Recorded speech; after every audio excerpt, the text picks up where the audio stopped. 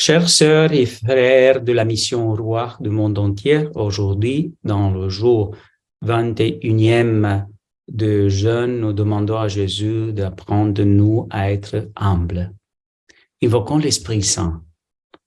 Viens, l'Esprit créateur, visite l'âme de tes fidèles, emplis de la grâce d'en haut le cœur que tu as créé. Toi qu'on nomme le conseiller, don de Dieu, trésor, source vive, feu, charité, invisible, consécration. Tu es l'esprit, cet don, le doigt de la main du Père, l'esprit de vérité promis par le Père, c'est toi qui inspires nos paroles. Allume en nous ta lumière, emplis d'amour nos cœurs, affermis toujours de ta force la faiblesse de notre corps.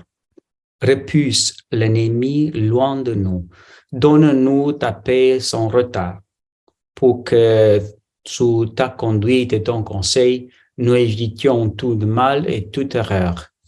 Fais-nous connaître le Père, révèle-nous le Fils, et toi, à leur commun esprit, fais-nous toujours croire en toi. Gloire soit à Dieu le Père, au Fils ressuscité du monde, à l'Esprit Saint consolateur, maintenant et dans tout le siècle. Amen. Nous pouvons lire aujourd'hui pour la méditation l'évangile de Jésus-Christ selon Saint Luc, chapitre 15, verset 11 jusqu'à 32, la parabole de le Fils prodigue. Jésus dit encore, un homme avait deux fils. Le plus jeune dit à son père, « Père, donne-moi la part de fortune que me revient. » Et le père leur partagea ses biens. Peu de jours après, le plus jeune rassembla tout ce qu'il avait et partit pour un pays lointain où il dilapida sa fortune en menant une vie de désordre. Il avait tout dépensé quand une grande famine survit dans ce pays. Il commença à se trouver dans le besoin. Il alla d'engager auprès d'une habitante de ce pays qui envoya dans ses chambres garder le porc. Il aura bien voulu se remplir le ventre avec la gousesse que mangerait le porc, mais personne ne lui donnait rien. Alors il rentra en lui-même et se dit, « Combien d'ouvriers de mon père ont du pain en abondance, et moi ici je meurs de faim. Je me leverai, j'irai vers mon père, et je lui dirai, Père, j'ai péché contre le ciel et envers toi. Je ne suis plus digne d'être appelé ton fils. Traite-moi comme l'un de tes ouvrières. » Il se leva et s'en allait vers son père. Comme il était encore loin, son père l'aperçut et fut ainsi saisi de compassion. Il courut se jeter en son cul et le couvrit de baisers. Le fils lui dit, « Père, j'ai péché contre le ciel et envers toi. Je ne suis plus digne d'être appelé ton fils. » Mais le père dit à ses serviteurs, « Vite, apportez le plus beau vêtement pour habiller, mettez-lui une bague au doigt et sandales aux pieds, allez chercher le veau gras, tuez-le, mangerons et festeignons. Car mon fils, que voilà était mort, il est revenu à la vie. Il est perdu, il est retrouvé. » Et qu'ils commenceront à festoyer. Oh, le fils aîné était au champ. Quand il revient et fut près de la maison, il entendit la musique et la danse. Appelé de ses serviteurs, il s'informa de ce qu'il se passait. Celui se répondit, ton frère est arrivé et ton père a tué le veuf gras parce qu'il a retrouvé ton frère en bonne santé. Alors le fils aîné se mit en colère et il refusait d'entrer. Son père sortit le supplier, mais il répliqua à son père, il y a tant d'années que je suis en ton service sans avoir jamais transgressé tes ordres et jamais tu ne m'as donné une chèvre pour fêtoyer avec mes amis. Mais quand ton fils, que voilà, est revenu après avoir dévoré ton bien avec des prostituées, tu as fait tuer pour lui le veuf gras. Le père répondit, toi, mon enfant, tu es toujours avec moi, et tout ce qui est à moi est à toi. Il fallait festoyer et se réjouir, car ton frère, que voilà, était mort, il est revenu à la vie. Il était perdu, il est retrouvé. Acclamons la parole du Seigneur. Gloire à toi, Seigneur Jésus.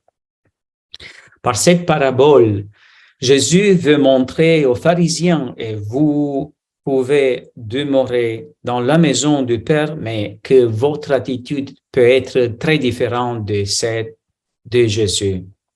Le fils aîné de cette parabole est très différent du cœur du Père, et plein de rancœur et plein de haine.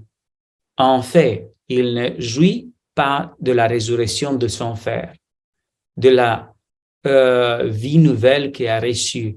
Nous devons apprendre la leçon de la miséricorde pour rester dans la maison du Père, parce que le Père, il est miséricordieux.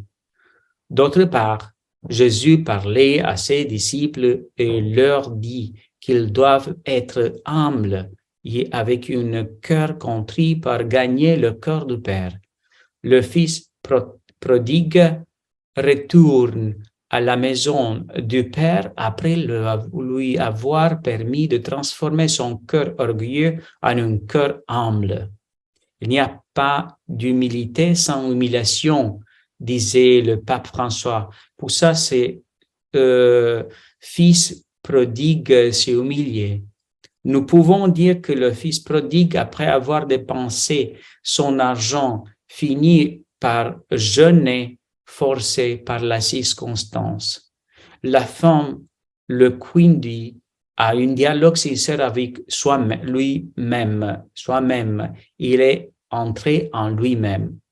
Et aussi à un dialogue sincère avec son père. Père, voilà, je ne suis digne d'être nommé ton fils. Cela le conduit à reconnaître la miséricorde du Dieu Père qu'il a ressuscité de mort et de son Père. Il fallait fêtoyer et se rejoindre car ton frère, c'est voilà, était mort, il est revenu à la vie. Il est perdu, il est retrouvé. Voilà, cette parabole nous rappelons que nous avons besoin de la miséricorde et que nous devons apprendre dans le confessionnaire, dans toutes les choses que Dieu a fait avec nous. Après beaucoup de péchés que nous avons faits, Dieu nous pardonne et nous devons apprendre la leçon de la miséricorde. Nous pouvons être dans la maison de le Père comme l'autre fils, mais peut-être notre cœur, il n'est pas le cœur de la miséricorde qui cherche le Père dans sa famille. Le pardon guérit la relation familiale. J'écoutais un témoignage d'une personne de Colombie et dit, j'ai vu comme Jésus peut guérir la blessure physique et spirituelle par le jeûne et par la prière, parce qu'il m'a donné un cœur de miséricorde. Le troisième jour, j'ai prié pour le père de mes filles afin que je puisse lui pardonner. Nous sommes divorcés depuis de nombreuses années. Par ce jeûne, Jésus m'a donné l'occasion de demander pardon pour le mal que j'avais causé. Je ne parlais pas à ma sœur aussi pour 13 ans. Nous avons pu nous rencontrer, nous embrasser et nous demander pardon. Cela s'est produit le jour 20e de jeûne. Et aussi, Jésus m'a donné une guérison physique. Dans le 37e jour de jeûne, mon beau-frère a eu un grave accident. Les médecins ont dit que nous pouvions nous attendre au pire. Son état était très grave et son cul était cassé. Les 3 derniers jours de jeûne lui ont été offerts. Et voilà, je pris la communion et lui a récapacité un peu. Je lui aussi pardonné. Pourquoi est-ce que je vous rencontre cela? Parce qu'il a abusé sexuellement de ma fille. Mais j'ai pris et j'ai communié pour lui. Je peux dire que j'ai pu le faire parce que Jésus a été en moi. Et gloire à Dieu, j'ai vu de miracles. Mon beau-frère a réouvert les yeux, a commencé à améliorer un peu. Et je suis content. C'est fort qu'est-ce que Madame de Colombie dit qu'il a la chance de pardonner à la personne qu'il a abusé de sa fille. Une autre jeune de New York dit « Jésus m'a donné la maturité spirituelle. La meilleure chose que je pouvais faire dans ma vie est jeûner le 40 jours. J'ai mangé du pain et d'eau et j'ai beaucoup apprécié la célébration liturgique et la fête et beaucoup de mariages que je participais.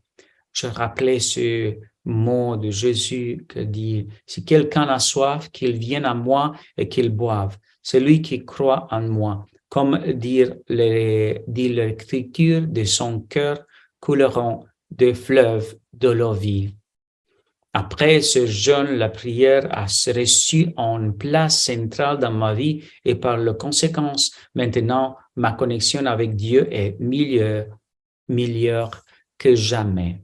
C'est fort, c'est le témoignage aussi de ce jeune fille de New York. Nous avons une mission en notre vie et cette mission est d'aimer à Dieu et laisser que lui aime. Et la miséricorde, c'est le cœur de Dieu dans nous, aimer avec le cœur de Dieu. La tradition chrétienne, dit Pape Benoît, considère que le jeûne et les œuvres pratiques du carême comme des armes contre le mauvais passion et le vice. Voilà. Ces choses, c'est comme une arme contre le mauvais passion et le vice. Le jeûne, la prière, la charité sont les pratiques de carême. Avec ces phrases, nous pouvons finir cette méditation, inviter à Jésus de venir à nous, de regarder avec amour les personnes autour de nous, de regarder avec amour notre passé, présent et futur, de regarder avec amour dans l'unité intérieure et aussi regarder et parler avec amour à toutes les personnes et beaucoup de gestes de charité.